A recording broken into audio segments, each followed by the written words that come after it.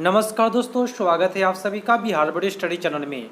तो जो लोग क्लास 10th में हैं या कंपटीशन की तैयारी कर रहे हैं, कोई भी एग्ज़ाम की तैयारी कर रहे हैं, तो उनके लिए मैं काफ़ी बेटर टॉपिक लेकर के आया हूं। और इस वीडियो में मैं बताऊंगा पीएच मान के बारे में। काफ़ी वीवीआई जो आपके एग्ज़ाम में पूछे जाते हैं, और पीएच मान मैं जो लिखा हूँ पूरा एक्यूरेट है, इतना ही ऑप्शन में आपके एग्ज़ाम में आते हैं।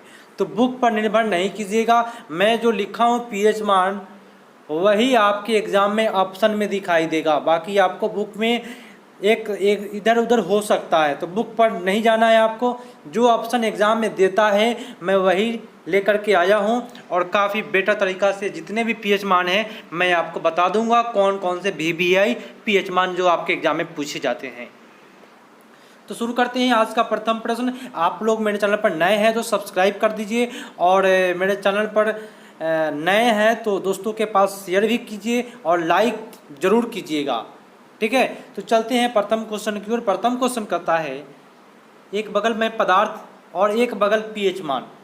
तो प्रथम पदार्थ है समुद्र जल, और समुद्र जल का पीएच मान आपके एग्जाम में 8.4 ऑप्शन में कहीं ना कहीं देगा आपको, ठीक है। दूसरा पूछता है आपका रक्त का पीएच मान, तो 7.4 एक्यूरेट ऑप्शन में आपको मिल जाएगा। लार का पीएच मान 6.5, ठीक है। और चलिए चौथे नंबर प्रश्न पर आ जाइए।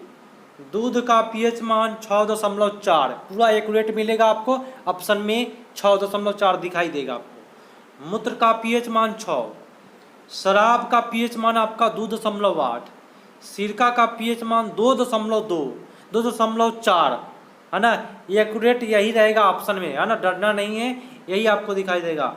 नींबू रस का पीएच मान 2.2, आमाशय रस बोले तो HCl हाइड्रोक्लोरिक एसिड 1 होता है, टमाटर के रस में 4.1 होता है, पसीना में 4.5 होता है, अम्ल वर्षा में 5.6 होता है, ठीक है। अब आगे आ जाइए। शुद्ध जल का सभी कोई जानते हैं 7 होता है। आंसू का जल, है ना, बच्चे जब रोते हैं तो आंसू निकलता है, उसका जल 7.3। और पीत रस का पीएच मान 7.5 से लेकर के 8.8 तक होता है, बढ़ते रहता है घटते रहता है। चूना जल का पीएच मान आपका हो जाएगा 11, ठीक है। और मुंह का पीएच मान कितना रहना चाहिए, तो 5.5 से कम कभी भी नहीं होना चाहिए, आपको याद रखना है।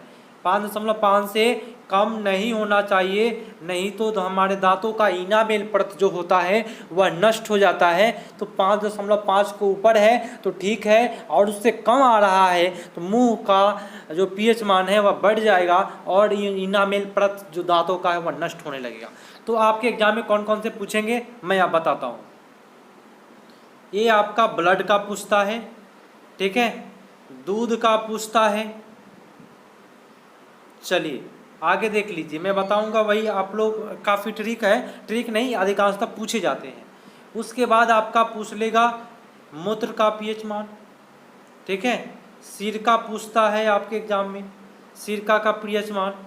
नींबू का पूछता है, आमाशय रस पूछता है, ठीक है। उसके बाद देखिए क्या क्या पूछता है, अम्ल वर्षा पूछता है, शुद्ध जल पूछता है, ठीक है, और मुंह का पीएच मान पूछता है।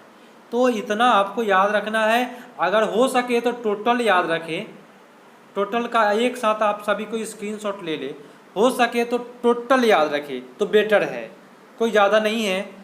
तो दोस्तों इसी प्रकार से मैं नए नए टॉपिक लेके आते रहूँगा जो वीवीआई होंगे आपके एग्ज़ाम के लिए। तो मिलते हैं अगले पार्ट में, तब तक के लिए धन्यवाद। आप लोग सब्सक्राइब जरूर करें, और बगल में एक घंटी होगा उसको क्लिक कर ले, ताकि मैं जब भी वीडियो डालूँ आपको नोटिफिकेशन मिल पाए।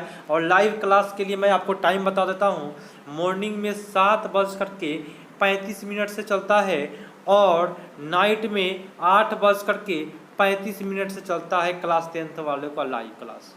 2 टाइम, मॉर्निंग 7 और नाइट वाला 8:35, ठीक है। तो मिलते हैं अगले पार्ट में, तब तक के लिए धन्यवाद। जय हिंद।